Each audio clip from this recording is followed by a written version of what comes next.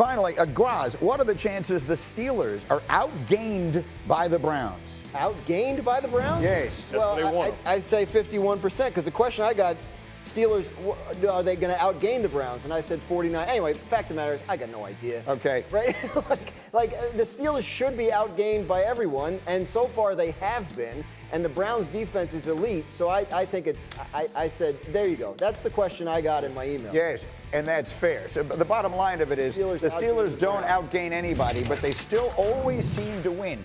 And so you touched on this, Bart, but this is sneaky big news. Dude. No one is having a better time of this thing right now than the Steelers are. Their next game this coming weekend, as we mentioned, will be against the rookie quarterback after the injury to Deshaun Watson. Then they get, and by the way, Cleveland is working out Joe Flacco. Then they get Cincinnati. That could very easily wind up being Jake Browning. Then they get the Cardinals and Patriots. They might be the 1 seed. 10-3. They might Bailey Zappi. They might be the 1 seed. Look at RC. I can't make this up. I keep thinking about Jesse Pinkman. He can't keep getting away with this. Look at RC. That's all you want, RC. They'll get bounced in the first round. I don't know. I mean, they just find a way to do things. RC, talk to me about those Steelers. He just wants to dance. You know, sometimes, Greeny, it's about living right. You understand, Greeny? It's about old man Rooney and what he meant to the NFL, yes. Talking about the Rooney Rule and the 6 championships. Sometimes it works out for good people, Greeny. And Mike T's a good person. And I'm not talking about Tannenbaum, who I also love. But now, you know what, though? Like, when you look at the Pittsburgh Steelers, they have been outgained in every single game. And I know we're talking about sort of the quarterbacks that they'll be facing and some of the teams they'll be facing. We also have to remember, at least before it seemed that C.J. Stroud kind of got his feet up under him, what happened when they went to visit the Houston Texans. We have to remember that in playing the Cleveland Browns, it took a sack fumble by Alex Highsmith and a scoop and score from T.J. Watt to get that ball in the end zone and win that game. And so there's so much that has had to happen right for the Pittsburgh Steelers to be in this position. So they don't get to just rest on the laurels of being 6-3 or the fact that they're playing backup quarterbacks or teams we don't deem as very good football teams, because they actually aren't either. They don't use the middle of the field at all. They're a team that runs sideways until the last 2 weeks, and that depends totally on defensive playmakers. And so the Pittsburgh Steelers still need to lock in, still need to focus if they want to win. Because I can dance over here all I want, but I ain't got to play. And I also haven't been outgained for 9 games. I'm also not a part of history that nobody wants to be a part of. And so this team still has a chance to be a playoff team. They should go on a 4-game run. But to say that I'm confident and I'd bet money on it, ain't no way in hell.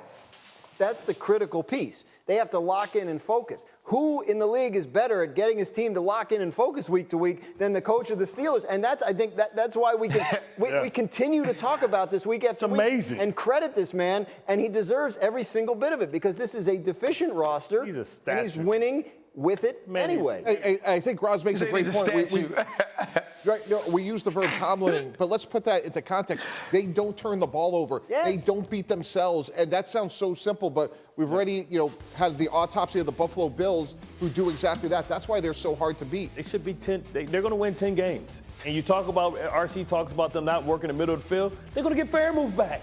Yeah. They're going to get somebody that's going to camp out in the middle of the football field. Look, I'm going to say this. If the quarterback just plays a little bit better, Jalen Warren has emerged now as their better running back, so they can use Najee in a backup. They can run the football. 50-50. George Pickens is going to make one play a game. Maybe. If the quarterback just plays a little bit better, what I'm trying to say is not only do they – I don't think any – you were the one who said to me this morning in the meeting, you believe every team in the AFC playoffs will want to play them? Is that the team everyone want to play? Hell I don't know. Yes. This is a team that if you find yourself in a game in the fourth quarter with them, they always figure out how to win it. Nah, hell no. Not always. I mean, they're 6-3, right? Oh, I understand that, but they got blown out in a lot of these games. Right. So yeah, look, I think when you get to the playoffs, I think there's no more messing around. And unless if they're the 7 seed and the 2 seed's quarterback is hurt, sure. But I just don't see that being. If it's near the end of the season, just like our first year in 2009, right? The Cincinnati Bengals rested their team because they wanted to match up against us in the playoffs. Yeah. Now, they got that ass kicked, and they probably wish they hadn't did that. But if I'm a playoff team and it's coming to the end of the game and it's determining matchups and who I can, face up, I'm going to want the Pittsburgh Steelers. And look, Yeah, my kids' tuition appreciate that. But, Greedy, I would say this, though, like, what Pittsburgh does do well is they do have some explosive players in George Pickens and hopefully Deontay Johnson, and they also have 3 quarterbacks, which nobody else in the AFC has. By the way, the Steelers, put the picks up on the screen. The Steelers are underdogs in this game against a rookie quarterback. Well, Kiss of death. Kiss of death. I'm telling you right now. If everyone thinks something is going to happen in the NFL, it never does. I did it just because I don't want RC to have nice things, so I knew what I was doing.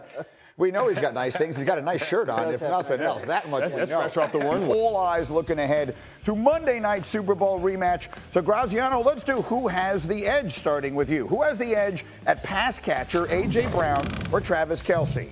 I would say Kelce, because I think the Chiefs defense will do a better job on A.J. Brown than the Eagles defense will do on Kelce. So most weeks I might give this to A.J. Brown, but the Kansas City defense has been real tough on opposing passing games and wide receivers. Bart, let me come to you on the edge on defense. Eagles or Chiefs? I'm going to go with the Eagles defense. I know they struggled on the back end, but I think they get right and have a good plan. And they're going to be playing with a little bit more motivation because they lost to the Super Bowl. So usually the rematch usually goes to the team that lost in the Super Bowl. And then finally, RC, the impossible question.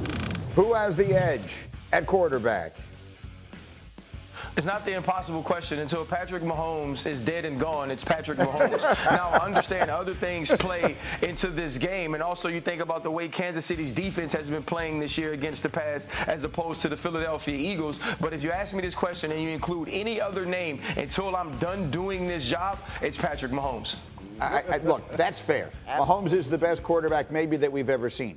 For the record, I thought Jalen Hurts was the best quarterback on the field in the Super Bowl last year. I thought he played as well as any player in the entire game, and we'll see if he's able to do that. A big question is his knee. Mahomes has 2 trophies to say otherwise. Understood. No one is suggesting he's not the best. I'm just saying, right. Hurts, what is the story with his knee? Because he just hasn't been himself. Yeah, I think he's better, right? Like, he was at practice yesterday without a sleeve on the leg, which he had been wearing a sleeve in practice and possibly in games. So, yeah, I think that bye week did him some good. It's important to know that while his knee has been bothering him, it has not cost him any practice time, it has not cost him any game time, and it does not seem to have affected his performance in any way that has hindered the Eagles from winning. So it's important to note that. But all of that said, if he feels better than he did 2 weeks ago, that can only be a positive, and it seems like he does. Look, it's a monster game. Let's put the picks up on the screen and get to it. RC has the Eagles winning. Give us a quick take on why. Ryan, why do the Eagles win this game? You know what? I think the Eagles find a way. If you look at Jalen Hurts and who he's been against teams that were over 500, we're talking about a guy with 12 consecutive wins. I agree. He was the better quarterback in the Super Bowl, and I think that this team just rises to the occasion. Also, offensively, if they don't find a number 2 for Kansas City, then you have an issue. They're trying to find guys to be role players. There's no one that can step up and be the man outside of Travis Kelce. I believe that catches up to them this week, and the Eagles' run game with DeAndre Swift leads to play action pass down the field.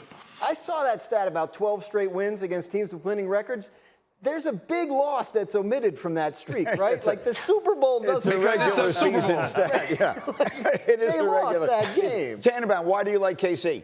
Other side of the ball, there's a rising star, Trent McDuffie. His physicality, I think he could actually match up with A.J. Brown the way very few corners can. He made that huge play in Germany against Tyreek Hill, and very few people could cover A.J. Brown man-to-man. This guy right here, number 22, can. Martin, you look skeptical. Okay, if Tyreek Hill is a pit bull, then A.J. Brown is a cane corso, a bigger version of a pit bull. So it's different when you talk about the physicality that A.J. Brown brings opposed to Tyreek Hill, who's more speed. It doesn't matter. The 50-50 balls, you have an MVP candidate on the other side of Patrick Mahomes, and it's A.J. Brown. Okay, and finally, the bottom line of it is we are all overlooking the most important factor in this game.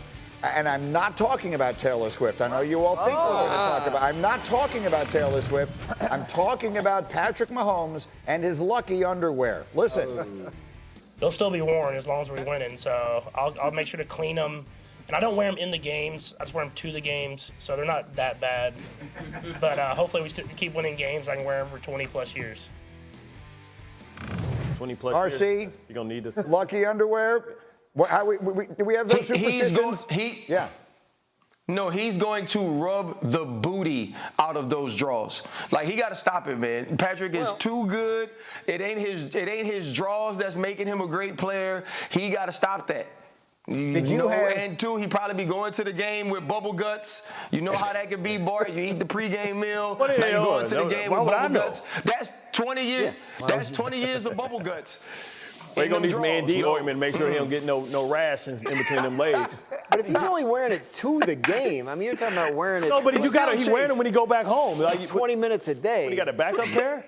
Yeah, I'm sure he does. Did you have any crazy superstition? No, but Deion used to lay his entire uniform out, including the headband that he put around his throat. Yeah. And he just laid like Deion. What is it? Like a dead body without a soul in it. Well, I got 10 seconds. Bill Parcells. Yeah, one year we had a great run. He went to the dentist. He kept going to the same dentist every Thursday despite not needing any dental work. But, hey, got us to the AFC Championship. Went to the dentist 7 Thursdays in a row. Bill Parcells. Football players, a little different.